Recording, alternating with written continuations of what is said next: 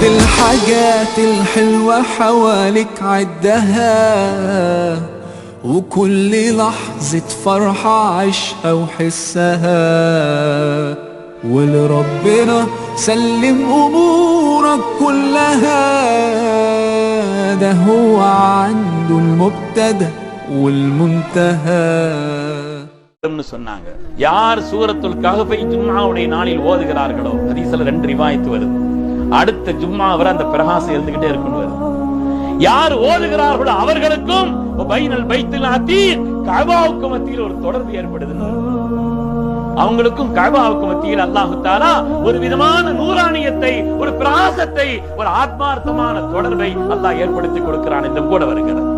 அருமையான பெருமக்களே, சூரத்துல் கஹ்ஃபில் அல்லாஹ் எவ்வளவு செய்திகளை சொல்கிறான். உலகத்துல ஃபித்னத்துல் இல்மி ஏற்படும், கல்வியை கொண்டு அறிவு ரீதியான உலகத்தில் சில குழப்பங்கள் வரும். ஃபித்னத்துல் மால், வரலாறுகள் விரிவானது, பொருளாதாரத்தை கொண்டு உலகத்தில் சில குழப்பங்கள் வரும். ஃபித்னத்துல் சல்தான், ஆட்சியை கொண்டு உலகத்தில் சில குழப்பங்கள் ஏற்படும். ஸல்லல்லாஹு அலைஹி வஸல்லம், யார் ஜும்ஆவுடைய நாளில் சூரத்துல் கஹ்ஃபை ஓதி வருகிறார்களோ எந்த குழப்பத்திற்கு இவங்க ஆட்பட மாட்டாங்க.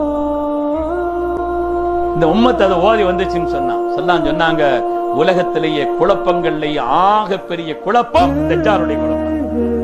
தஜ்ஜாலுடைய ஃபித்னாவை விட துன்யால வேற எந்த ஃபித்னாவும் இல்லை. சொன்னாங்க, மாமின் நபியின் இல்லா வகத் அன்தர கௌமஹு பித்தஜ்ஜால், உலகத்தில் வந்த எல்லா நபிமார்களுமே தஜ்ஜாலுன்னு ஒருத்தன் வருவான், பெரிய ஃபித்னான்னு சொன்னாங்க. எல்லா நபிமார்களும் சொன்னாங்க, ஆனா அவன் என்னுடைய உம்மத்துல வருவான், அதனால நான் உங்களுக்கு கூடுதலா எச்சரிக்கிறேன்னு சொன்னான். கியாமத்தின் நெருக்கத்துல வரும்.